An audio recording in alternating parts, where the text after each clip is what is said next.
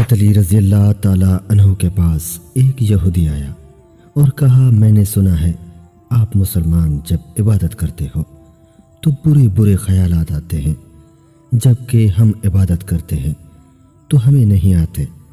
حضرت علی رضی اللہ تعالیٰ عنہ نے فرمایا، اگر ایک گھر فقیر کا ہو اور ایک امیر کا تو چور کہاں جائے گا؟ یہودی نے کہا، امیر کے گھر میں جائے گا۔ حضرت علی رضی اللہ تعالیٰ عنہ نے فرمایا، تبھی تو شیطان ان کو ستاتا ہے جن کے دل میں اللہ ہو۔ جن کے دل میں اللہ نہیں ہوتا وہاں شیطان کا کیا کام ہو سکتا ہے؟ ان لوگوں میں سب سے بیچارہ وہ ہے جو اپنے لیے دوست حاصل نہیں کر سکتا، اور اس سے بیچارہ وہ ہے جو اپنے بنائے دوست کو کھو دیتا ہے۔